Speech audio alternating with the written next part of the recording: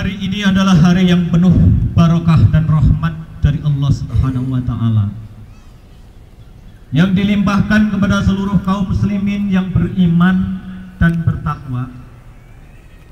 Pada hari ini hamba-hamba Allah yang beriman dikembalikan kepada kesucian, yaitu bersih jiwanya untuk menghadap Khaliknya, yakni Allah Subhanahu wa taala. Semenjak kemarin sore, sejak matahari terbenam, kita menyaksikan kaum muslimin dan muslimat yang kecil, yang tua, yang muda, yang berpangkat, yang rakyat jelata, yang kaya dan yang miskin, semuanya mengagungkan asma Allah. Gegap gempita mengumandangkan takbir, tahlil, dan tahmid. Suara itu menggema bersaut-sautan di angkasa raya, membuat orang-orang beriman semakin tunduk dan tawadhu kepada Allah Subhanahu wa taala, dan menjadikan hati orang-orang kafir semakin kecut dan kecil, ciut nyalinya. Orang-orang mukmin duduk bersimpuh mengagungkan asma Allah, karena dialah Allah yang maha besar, dialah yang maha agung, kebesarannya meliputi seluruh jagat raya ini. Ma'asyiral muslimin rahimakumullah, Allah berfirman di dalam surat Az-Zukhruf ayat 84 sampai 86. Bismillahirrahmanirrahim. Wa huwallazi fis samai ilahu wa fil ardi ilahu wa huwal hakimul alim. Wa tabarakalladzi lahul mulkus samawati wal ard wa ma bainahuma wa indahu ilmus saa'ah wa ilaihi turja'un. Wa la yamliku alladzina yad'una min dunihi syafa'ah ila man syahida bil haqq illa man syahida bil haqq wa hum ya'lamun. Dan dialah Tuhan yang disembah di langit dan Tuhan yang disembah di bumi, dan dialah yang maha bijaksana lagi maha mengetahui, dan dia maha suci, Tuhan yang mempunyai kerajaan langit dan bumi dan apa saja yang ada di antara keduanya.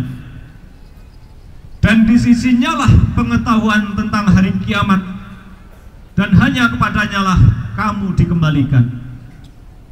Dan sembahan-sembahan yang mereka sembah selain Allah tidak dapat memberikan pertolongan atau syafaat.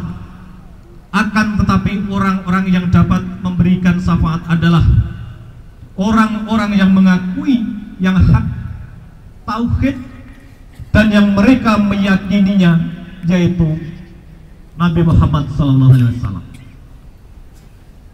Ma'asyiral muslimin rahimakumullah, kita ini adalah makhluk yang dhaif, makhluk yang kecil, yang sudah seharusnya bertakbir, bertahlil, dan bertahmid, mengharap barokah dan rahmat dari Allah.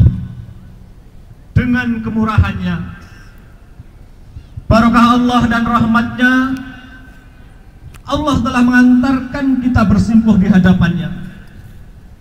Ingatlah, sesungguhnya kita ini tadinya hanyalah setetes air yang sangat hina, yang diolah dan dibesarkan oleh Allah Subhanahu wa ta'ala di dalam rahim seorang ibu. Kemudian kita dibentuk oleh Allah menjadi manusia. Seperti itulah kita, seperti itulah seorang camat, seorang bupati, seorang gubernur, bahkan presiden. Dan seperti itu pula lah para cendekia, para pemimpin bangsa dan negara, yang semulanya hanya sama, berasal dari setetes air yang hina. Allah menjelaskan asal-usul kejadian manusia dengan firman-Nya di dalam surat Al-Mu'minun ayat 14. Bismillahirrahmanirrahim. Tsumma khalaqna nutfata 'alaqatan fakhalaqnal alaqata mudghatan fakhalaqnal mudghata nidhaman fakasawnal nidhama lahma thumma ansha'nahu khalqan akhar fatabarakallahu ahsanul khaliqin. Kemudian air yang hina itu kami jadikan segumpal darah. Lalu segumpal darah itu kami jadikan segumpal daging. Dan segumpal daging itu kami jadikan tulang belulang. Lalu tulang belulang itu kami bungkus dengan daging. Kemudian kami jadikan ia makhluk yang berbentuk lain. Maha suci Allah, pencipta yang paling baik. Kita sekalian adalah hamba Allah. Kita tidak akan sanggup dan tidak mungkin akan sanggup melepaskan diri dari Allah, karena sudah kita ditebarkan di muka bumi oleh Allah. Kita masih sangat memerlukan petunjuk dan perlindungan dari Allah. Ma'asyiral muslimin rahimakumullah. Di dalam ayat lain dijelaskan, tidaklah mereka berjalan dan memperhatikan perjalanan sejarah di muka bumi. Perhatikanlah bangsa-bangsa sebelum mereka. Mereka itu lebih kuat daripada mereka yang sekarang.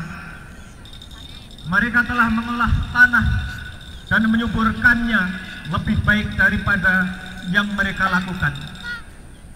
Dan telah datang pada mereka rasul-rasul dengan buku yang nyata. Maka Allah tiada hendak menganiaya mereka ketika mereka ditumbangkan dari muka bumi. Akan tetapi merekalah yang berlaku zalim terhadap diri mereka sendiri.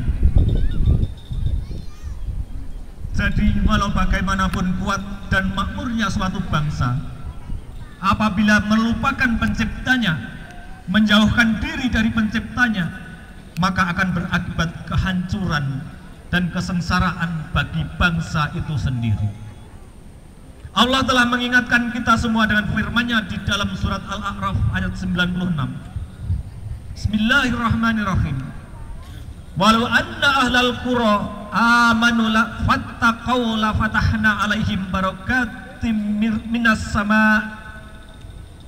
sama'i wal ard walakin kadzabu wa akhadnahum bima kanu yaksifun.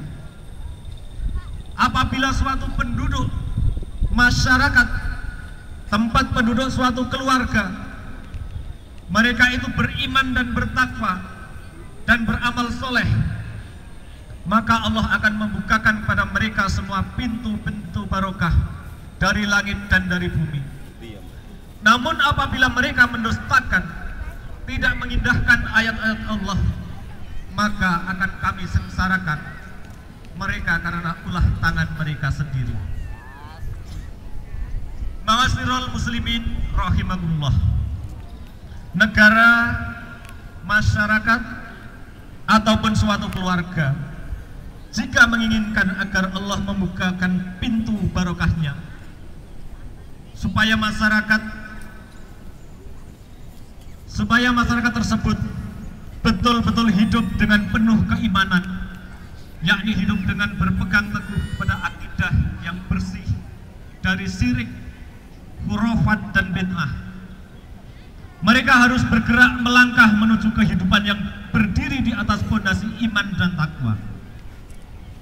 Marilah kita lihat salah satu peringatan Rasulullah kepada umatnya, bahwa di antara sebab diangkatnya barokah Allah adalah karena iman mereka telah terjangkiti, terkontaminasi oleh unsur untuk mencapai kepentingan materi dengan tanpa menghiraukan batas-batas Allah Subhanahu wa taala. Rasulullah bersabda di dalam hadis yang diriwayatkan oleh Imam Bukhari dan Muslim, Allah tetap akan melindungi umat ini selama orang-orang yang beriman tidak mengagung-agungkan orang yang berbuat maksiat. Orang-orang yang baik, para ahli hukum, tidak berlaku lunak pada mereka yang bersalah. Para ahli agama tidak menjilat kepada penguasa di lingkungan mereka, Apabila ketiga perkara itu telah merata dilakukan oleh umatku, maka Allah akan mencabut barokah dari umatmu.